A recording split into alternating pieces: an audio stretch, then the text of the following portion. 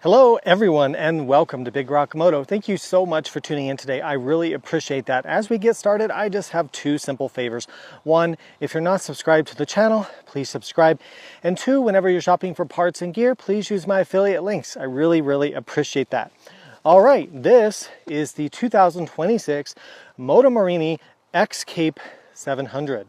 All right, so if you didn't watch my Moto Morini X-Cape 650 in-depth review that I did a couple years ago, let me get you a little bit up to speed on Moto Morini. So you may have heard of them. They were a long time, I believe they started in 1937, a long time Italian motorcycle manufacturer, but in 2018, they were acquired by the very large Chinese company, Zhongneng Vehicle Group, sometimes called Zennen or Z-N-E-N. So how it works is these bikes are designed by Italian designers, as you can kind of see, and then they are produced in China. The X-Cape 700 is a middleweight adventure motorcycle, but it has a lot of really cool features and some really high quality components for its low price tag of just $8,299 US. The question is this bike worthy of your attention when there are established players in the field, bikes like Honda's NX 500, Transalp 750, and even Suzuki's V-Strom 650? So let's do an in-depth review on the X-Cape 700 to find out. All right, so as we begin, I have a question for you, for the audience. So the past several years, we've been seeing much more wide acceptance of Chinese-built motorcycles.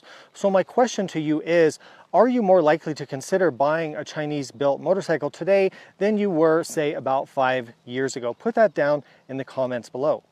All right, let's cover what's new on the X-Cape 700 versus the X-Cape 650. So pardon me for reading notes, but obviously there's no way I can memorize all this. So compared to the outgoing 650, you've got a more powerful 693cc engine.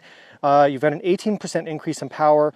So you went from 60 horsepower up to 70 horsepower. Torque increased from 42 foot-pounds up to 50 foot-pounds. They've added an integrated dash cam. They've added a slipper clutch. The maximum speed has gone up from 105 miles an hour to 115 miles an hour. You've got a high-resolution TFT with a faster processor and a new phone application connection.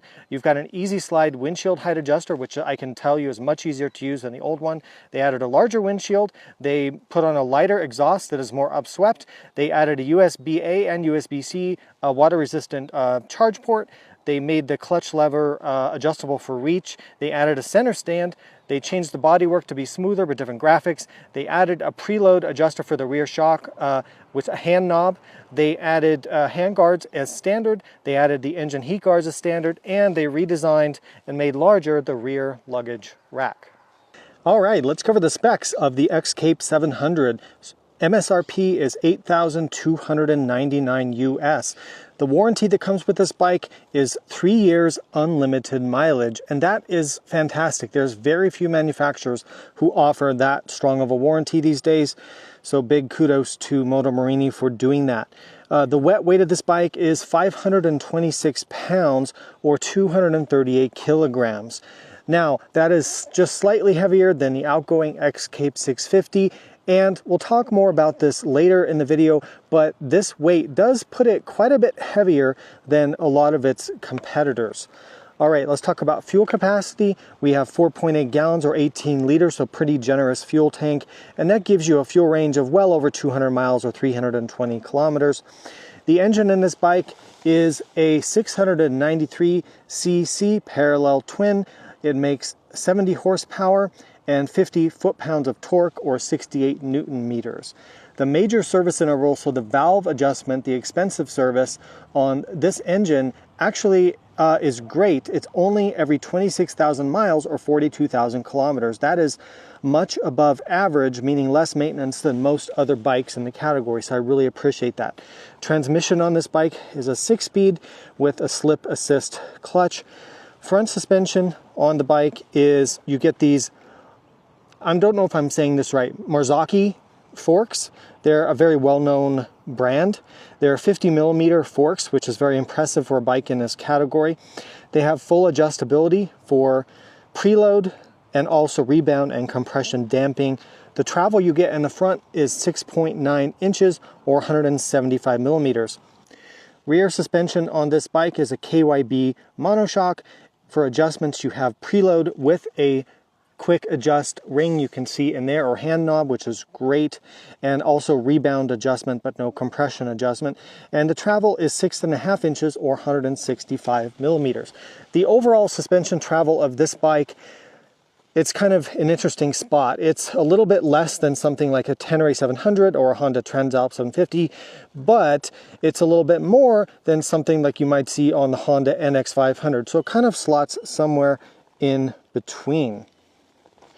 Brakes on the bike, your front brakes are Brembo 2-piston front calipers with twin 300 millimeter discs, and the rear brake is a single disc with a 255 millimeter disc. Tire and wheel sizes. So this is a 1917 bike. So you have a 19-inch in the front. It's a 110/80/19, and as you can see, it comes with these Pirelli Rally Scorpion STRs, which are a really nice high-quality tire. The rear tire is a 150/70/17.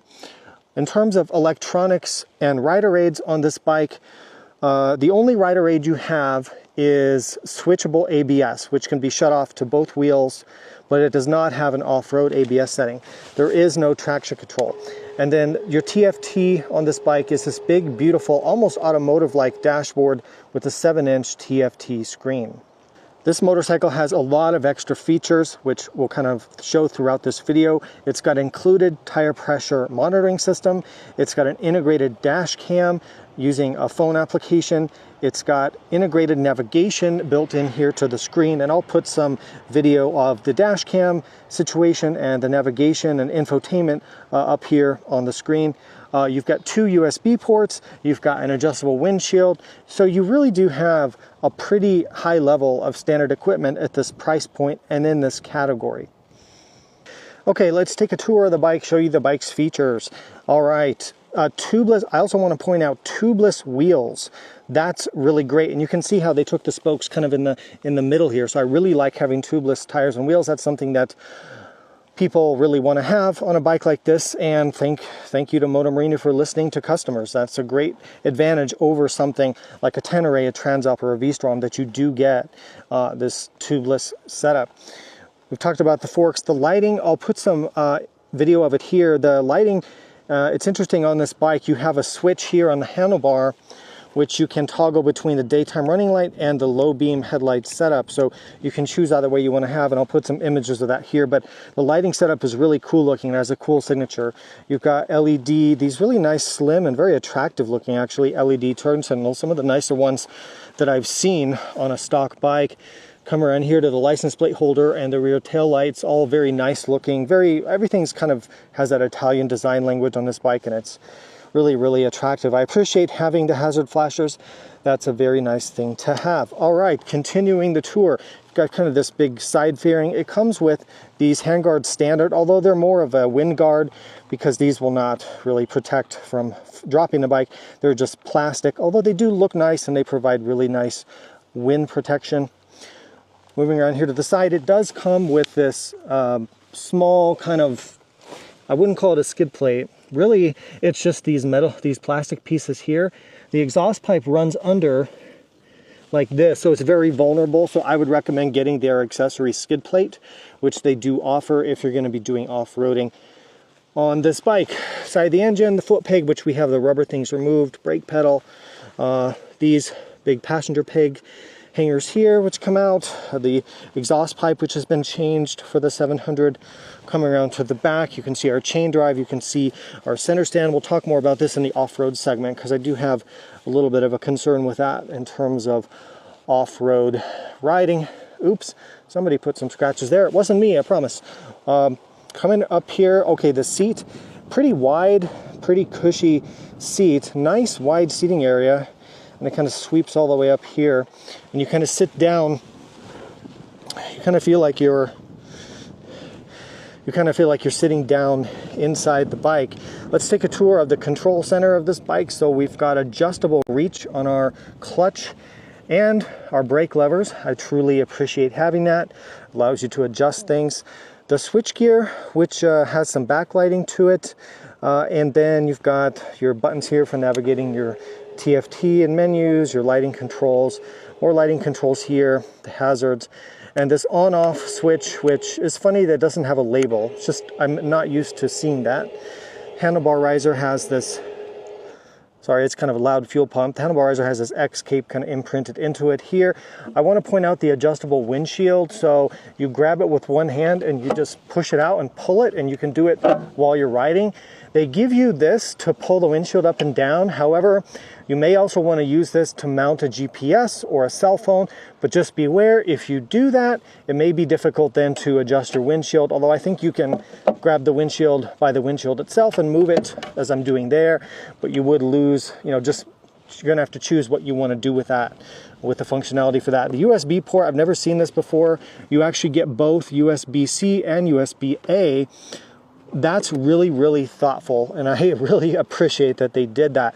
You can see you have full suspension adjustability, preload, and you've got compression on this side and rebound here on the other side. In terms of the TFT, I'll put some more sort of video of that, how all this works here, but you can navigate through things, and you've got your infotainment and your navigation and everything through here. And a pretty nice display with temperature and fuel and trip computers, gear position, clock. Yeah, it's a really nice, big, bright display. It feels very modern. All right, let's look at the seat height and riding position ergonomics of the Escape 700. Now, because Moto Morini went with this 19-inch front wheel and they went with a more reasonable amount of suspension travel, all this has led to a reasonable seat height, and that's good news for riders who are not super tall. So it's 33.3 inches or 845 millimeters. Let me take off my little side stand foot here and let me get on board the bike. Now I'm on a little bit of uneven ground, so this might not be 100% perfect illustration of this, but so for somebody of my height, I'm 5'10" or 178 centimeters tall.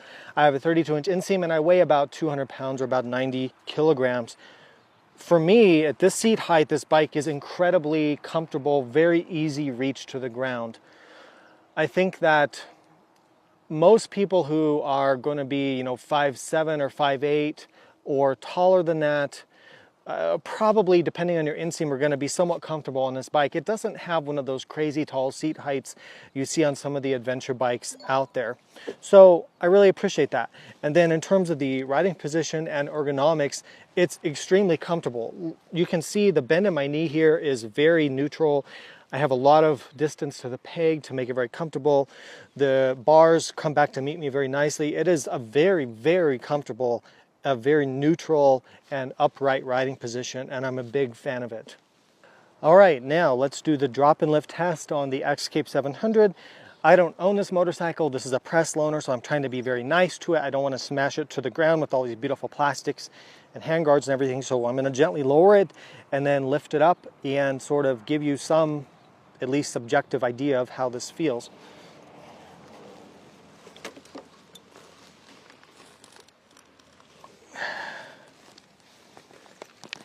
All right, so I've kind of have the bike resting on the handguard or the handlebar, which is keeping it a little bit more upright, which I agree is cheating a little bit, but I tend to do that on these tests just to make things a little bit easier. It's not a real world crash, I don't pretend to be, but at least I can give you some estimation of this. So that being said, you know, it doesn't have any crash bars or anything on this particular bike, although those accessories are available. So let's see how we can sort of lift this up, get a sense for the weight.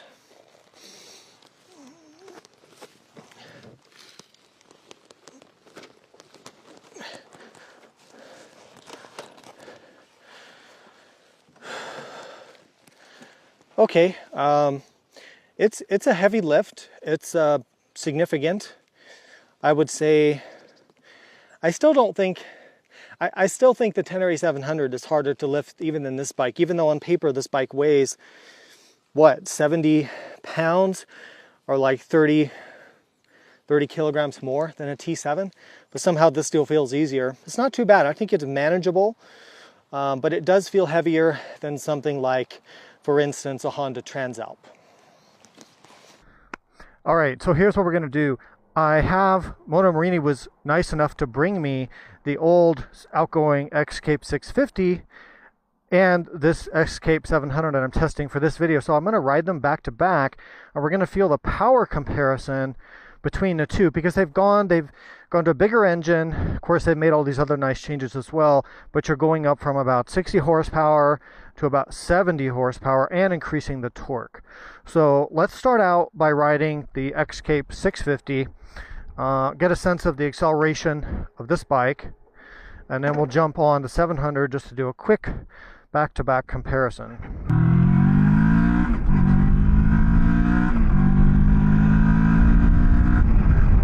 Yeah, shifting there about 7,000 RPM. The 650 has pretty decent power and it feels pretty smooth. Like I remember, it feels like you're riding a Versus 650. So it's not bad. And then in terms of roll-on power, let's do this. Let's do a roll-on from maybe 50 to 70 in third gear. So there's your roll on third gear, 50 to 70. Actually, not bad at all. We'll do one more acceleration going the other way. Full power. Shifting at 10,000 this time. 0 to 60. It's really pretty zippy, actually.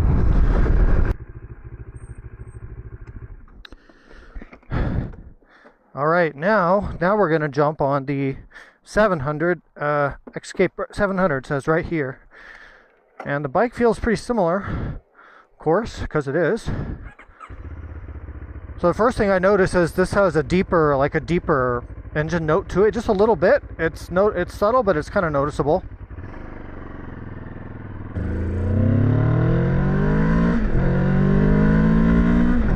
Yeah, this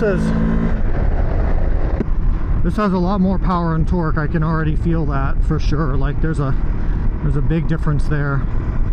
Okay, let's do some roll-on power. Third gear. From 40 to 70.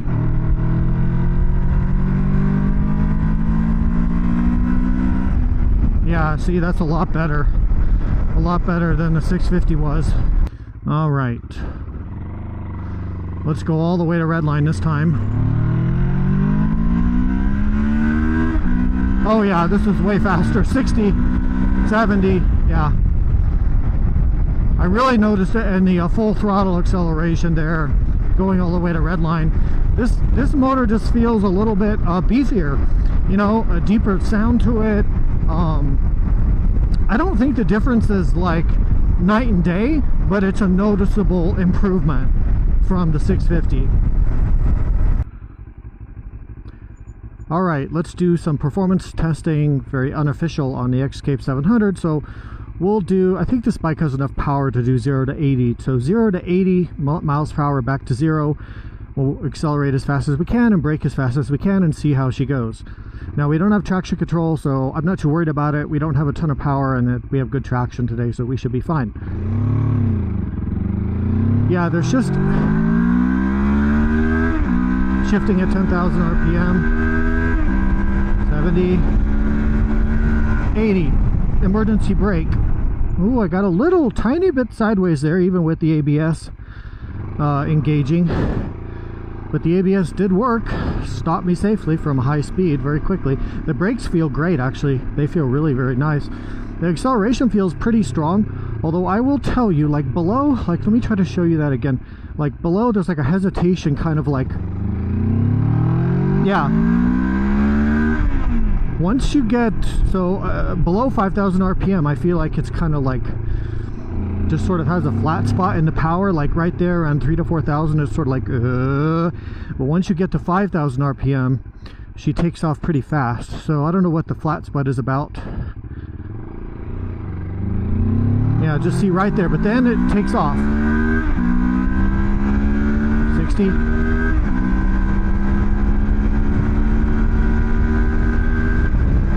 85. 90.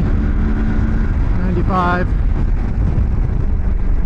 Right, sport test on the Escape 700. Let's send it up the mountain here and see how we go. Has enough power to be pretty fun, actually. It does. Oh, you can get to 70 miles an hour in second gear. Come on.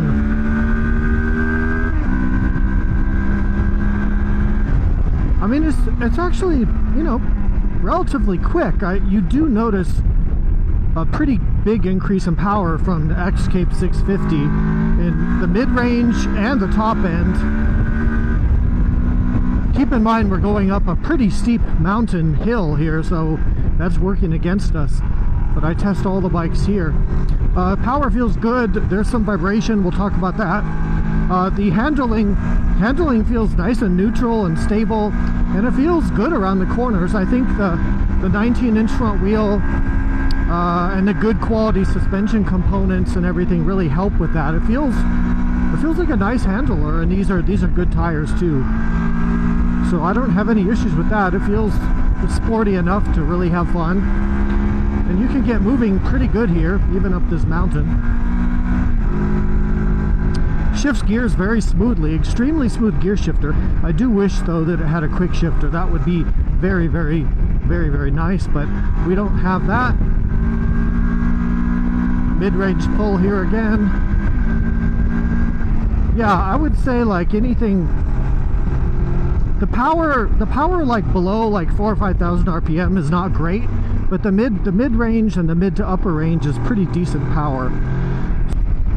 Okay, cruising at 62 miles an hour or 100 kilometers an hour. On the Escape, there is a lot of wind buffeting is the first thing I noticed, a lot of turbulence coming off this. I think the reason is that this windshield is too narrow right here. It's only about 8 inches wide, so you get wind coming around the sides here quite a bit. Now, they did give us an adjustable windshield, which you simply do that. That does kind of push the wind higher up my helmet, but I'm still getting a lot of shaking and buffeting, especially if I go faster. Now, the good stuff is the engine feels pretty relaxed doing highway speeds. You know, 70, 75. It feels very relaxed. It doesn't seem strained at all. And it's funny, the vibration of the motor, I only feel it at certain RPMs. It's not all the time. It tends to either be at idle, I feel the bike kind of buzzing, and then at very high RPM, I feel it buzzing. But cruising at like 65, 70, I don't really feel any vibration, so that's kind of a nice thing to have. What else? The seat feels pretty good for shorter distances, although I think it might be a bit soft for the long haul, but I don't know, I haven't been able to test that.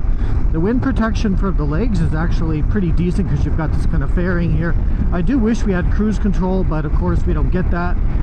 The mirrors are big. They have a tiny bit of buzz to them, but not very bad. They're give a nice, they stick out far enough where you don't look at your shoulder, and they're pretty nice. The ergonomics feel comfortable. Overall, this is a pretty darn good long distance bike. I would say the only thing I would want to address for me personally would just be to see if I could get a wider windshield, or maybe even a windshield with a vent in it to reduce some of the back pressure for the buffeting. I don't know if that would cause the handguards to then hit the windshield at full lock steering. I don't know about that, but just cruising on the highway, that's the bigger windshield may be one thing that I would wish for, and it's possible that they even have an OEM accessory. I just don't know, but that's very possible. I like the dashboard. I can easily see everything here and go through my different options and stuff. Got a nice gear indicator. Everything's big and legible. This is bright and contrast even on a sunny day. So overall, I think Moto Morini did a nice job for this aspect of the bike. Alright, doing the jump test on the Escape 700. I'll slow down the footage so you can get a better idea of this here. The fork responds okay to jumping. It's, I think, better than the shock. The rear shock, as we'll talk about in the off-road section coming up next, it does bottom out quite easily when pushed harder. Alright, let's get the Escape 700 up on the off-road test here. Good trail for suspension testing, tons of deep ruts and embedded rocks. Really gives the bikes a workout in terms of the suspension testing. So there's going to be some pros and cons, right, with this bike in terms of off-roading. The ground clearance is just, it's okay, but it's not great, right? The wheel sizes, having a 19-inch front wheel, they work okay off-road, but they don't go over big rocks and bumps as good as the 21-inch front wheel, obviously. The suspension is a mixed bag, and we'll talk about that during the ride. But in terms of the travel, you know, having just under 7 inches of travel, it's a decent amount. Like, it's not that far off of a Transalp or a Tenere 700. And it's a little bit more than you would get on something like maybe a Honda NX 500 or something like that. And you have a lot of good adjustments on the front, but not as much on the back. And we'll kind of talk about that. These tires, I've come to really actually like these tires quite a bit, these Pirellis, except for sand or mud, which we're just not going to go in sand and mud with this bike, to be honest with you. We've got the rubbers taken out of the foot pegs, so that's good for extra grip. The ergonomics are actually pretty good for off-road. Now, talking about the electronics are fine for off-road. The only thing I would say is that they give you an off-road ride mode, but it doesn't change anything except it puts a knobby tire on the dash. So, okay, like, you don't really need the off-road ride mode because it doesn't change a single thing except for how the dash looks. Now, the ABS, when you have to go into off-road ride mode to do this, you can turn the ABS on the bike off by holding set down and then confirming it. If you key cycle the bike, it's going to turn back on, which is annoying.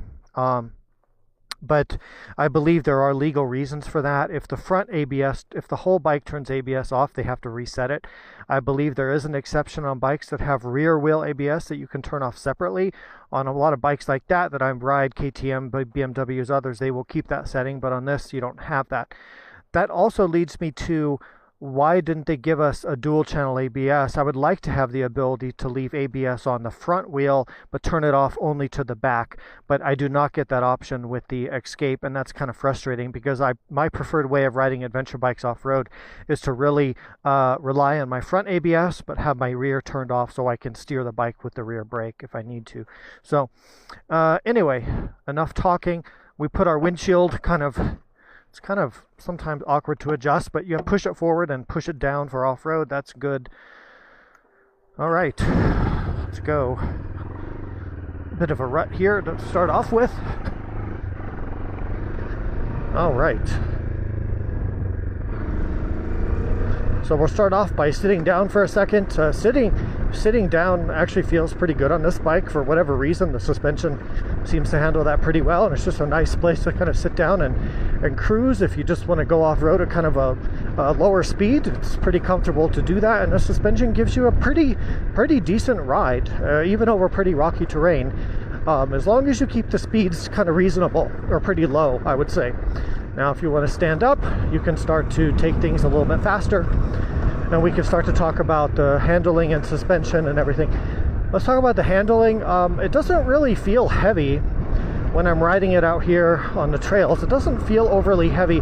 The only times I feel that weight is really sort of at a standstill, or in the pulling it out of the garage or stuff like that. I don't really so much feel it when I'm riding it, except maybe in terms of how the suspension behaves, especially on the rear shock. Ergonomics for standing up, my body position is actually very natural. The way they've shaped the tank and placed the handlebars and the foot pegs actually gives you a pretty nice standing position. I actually kind of like it a lot.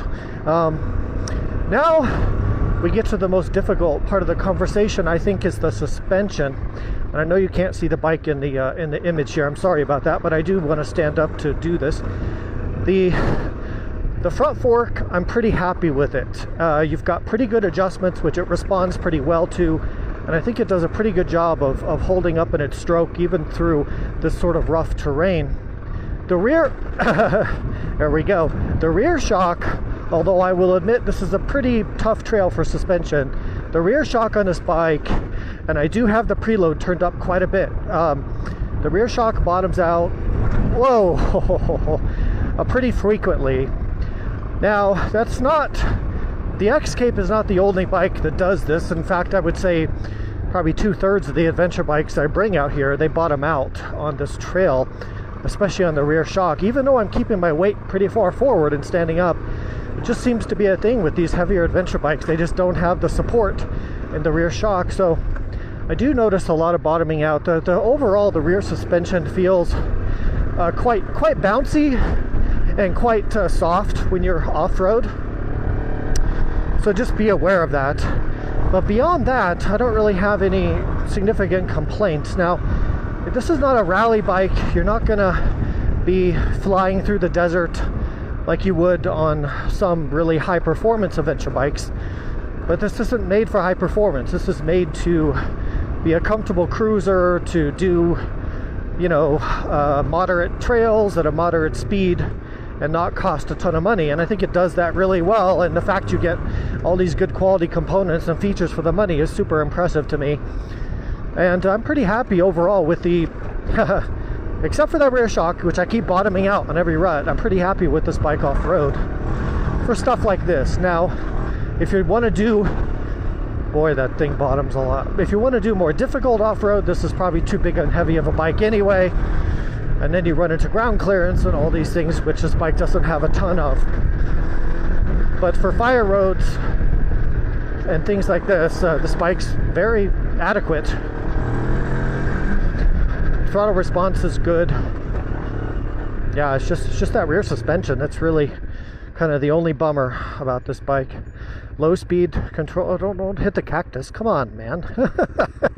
Low speed control is fine. You know, cable clutch feels natural. The bike doesn't feel that heavy really, even at doing low speed U-turns and stuff like that. It only really feels heavy when you start to sort of get it leaning way over.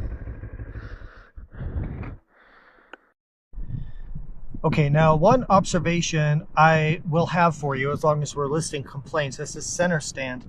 You can see it down here. Now, I enjoy having a center stand for ease of maintenance. I like that feature, but on this bike in particular, more than I would say any other bike that I've tested, what's happened is when I'm going through bumps and things like that, the ruts, this is dragging right through here, and you probably can't see it on the camera, but like right here, it's all scraped up, and I keep dragging this and hitting this during off-road riding. It's very frequent. It's like every time I go through a bump or rut, maybe this is dropping a little bit, but this something down in here, yeah, I can feel this is all scratched. This is impacting the ground more frequently than I would like to see, and I haven't seen that on too many other bikes. Also, it tends to hit the passenger peg thing right here as well, which I guess isn't a problem, but I'm not so sure about the design of the center stand. I think if you do a lot of rough off-roading, you may have some issues with that, kind of getting ground or just causing issues. All right, now that we're done with riding segments, I want to give you my Big Rock report card, my grading of this bike. It's something new that I started doing a couple videos ago, and you're going to start to see it. These will be available for download below in the video description if you want to check it out. It lists the main specifications of the bike, and then I grade it in different areas. So let's get on with it. So for off-road in the suspension category, I would give it a C. Although I do like the fork, I didn't really like the performance very much of the shock. Off-road handling, I will give the bike a C+. It is pretty heavy, and again, that soft suspension kind of affects the handling. Ground clearance, I'll give it a C. It's not terrible, but some competitors have quite a bit more. Rider aids, I'm putting not applicable or NA because it doesn't have off-road rider aids like an off-road traction control or an off-road ABS, so we just don't give a score there. Off-road braking, B. Off-road ergonomics, B. Stability, B. And throttle response, B. So B's on those categories, I think it was fine. In terms of on-road performance, for suspension, I'll give it a B+ on the road. I think it's pretty good, and that kind of soft rear shock doesn't seem to be as much of an issue for road riding. Road handling, I'll give this bike an A. I actually feel it handles extremely well. On-road braking, B. Engine power, C. It's 70 horsepower is okay, but then you have the weight of this bike, which kind of makes it feel a bit slower. Rider aids, I'll give it a D for rider aids on the road. That may seem harsh, but again, I would like to see traction control. That's becoming more standard on modern motorcycles. So that's the only reason I really marked it down there. It's just I'd like to see that traction control. Comfort, wind protection, I give it a B. It's pretty solid, except the windshield's too narrow. Engine heat, I give it an A. I didn't feel any engine heat. That's great. Seat comfort was very good, B+. Ergonomics are very good, so I give that a B. Other scores, shift quality, A. I found the shifting to be excellent, although I would wish for a quick shifter, but the overall shift quality is excellent. Headlight, I didn't test it at night, so NA for that. Lift test rating, C-. Overall fun factor, I would give it around a C-. And it really has to do with that power to weight ratio. It's fairly heavy in the category, and it doesn't have a whole lot of power. All right, let's do a summary of the pros and cons to the X-Cape 700. So for me, the pros, number one, I would say value for money. I really do think that. Look at all the equipment and the design and some of the features and everything you're getting for, and the premium components as well, Brembo brakes, Marzocchi forks, all that. For this price point, it's pretty crazy, so really, really good value. The next up for me, the overall comfort of the bike, especially for highway touring, is actually quite good. The wind protection is pretty comprehensive, although I think that windshield's too narrow. The seat is pretty good, the ergonomics are good, and despite a little bit of engine vibration, you only really feel that at certain cruising speeds or certain cruising RPMs. Next up for me is a pro, the 3-year unlimited mile warranty. That's rare in the motorcycle industry, and I really appreciate that. Next up for me, the long 26,000 mile or 42,000 kilometer major service interval. That's going to save you a lot of money if you're somebody who puts a lot of miles on your bikes. The next pro for me is the road handling. I found it to be very responsive and very secure feeling on pavement. Next up for me is a pro is small details like the USB-A and USB-C charge ports right there on the dash, easy to reach. The included tire pressure monitoring system. Again, these are the kinds of things you don't expect for $8,000 for a brand new motorcycle. The integrated dash camera, that's fantastic. The adjustable windshield. Also should point out, again, the tubeless wheels and tires. You know, we see on the Honda Transalp, the V-Strom 800DE, the Tenere 700, and I can name other bikes that have spoked wheels but don't have tubeless wheels. It's a real problem for people, and so Moto Morini listened and they gave you that. We already talked about the premium components, the forks and the brakes and things like that. And the last pro for me is the styling. This doesn't look like anything else out on the road. I personally find it very attractive. Of course, how it looks, that's really up to you. So that's kind of a personal one. Now, what are the downsides to the X-Cape 700? All bikes have downsides, and this is no exception. So this bike is quite a bit heavier than its competitors. And that matters in a lot of ways for the bike's handling, for how easy it is to lift, for how it feels off-road, but also the power to weight ratio. So for instance, this bike carries around 7.5 pounds per horsepower, whereas if you look at a Honda Transalp, although yes, that is a little bit more expensive of a bike, that bike only carries around 5.5 pounds for every horsepower. So it really does kind of fall down in terms of that area, just being kind of heavy for the category. And I don't even know if it's quite right to call it a middleweight adventure bike because of how much it weighs. The rear shock, we've talked about it off-road. I think it's too softly tuned, whether it's springs or damping. And I did try the adjustments. Didn't help very much, or that helped a little bit, but I bottomed it out a lot. The center stand, I showed you that it will scrape during off-road riding. When you go through a big dip or a rut in the road, you'll hear that physically scraping. The motor has a flat spot in the power delivery between about 2,000 RPM to about 4,500 RPM. Above that 4,500 RPM, it takes off really quickly, but below that, it feels kind of dead. It's something I really noticed even the first time I rode the bike. Another downside is there are some vibrations from the engine at times. So it's funny, I kind of notice it at idle. You can feel the bike kind of shaking, and then when you're riding it, it's only occasionally at certain RPMs I feel it. I do notice it about 6,000 RPM, which is about 80 miles per hour indicated in top gear, in 6th gear. Another downside to me is I would like to have traction control. I know I'm asking a lot, but I would like to have that. Another downside is there's no off-road ABS setting, so when you turn off-road ABS off, it goes off to the whole bike, but I would like to keep it on the front wheel at all times. The other downside, of course, it's kind of obvious, but Moto Morini has a relatively small dealer network, although it is growing, but it's relatively small compared to something like Honda, Suzuki, Kawasaki, Yamaha, or something like that. All right, now let's talk about the competitors to the X-Cape 700. to start this segment, I will just say that this is an incredible value for, we've talked about this through the video, but for all the features and the components you're getting for this price, it is one of the best out there in terms of that. All right, now let's talk about the competitors. So there's a couple bikes from Honda that I think you could look at. So if we look at the Honda NX500, it's a little bit below this in terms of power and engine capacity, right? You're down to a 47 horsepower parallel twin cylinder engine, but it does have a 19-inch front wheel. It's got similar ground clearance to this.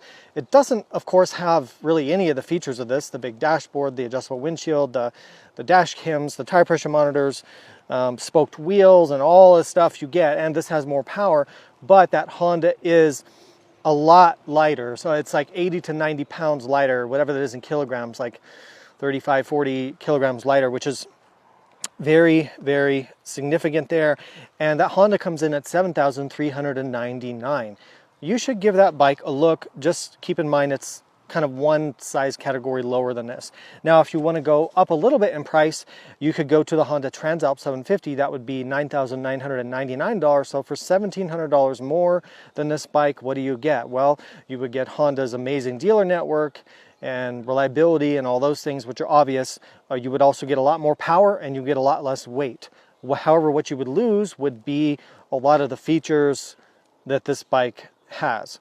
So a lot of pros and cons there. Now, what about Suzuki? They have they still sell the V-Strom 650 XT. I'm a big fan of that V-Strom 650. In fact, I think I like that motor better even than the new 800 parallel twin motor that they have. You can get a V-Strom 650. The MSRP is under $10,000.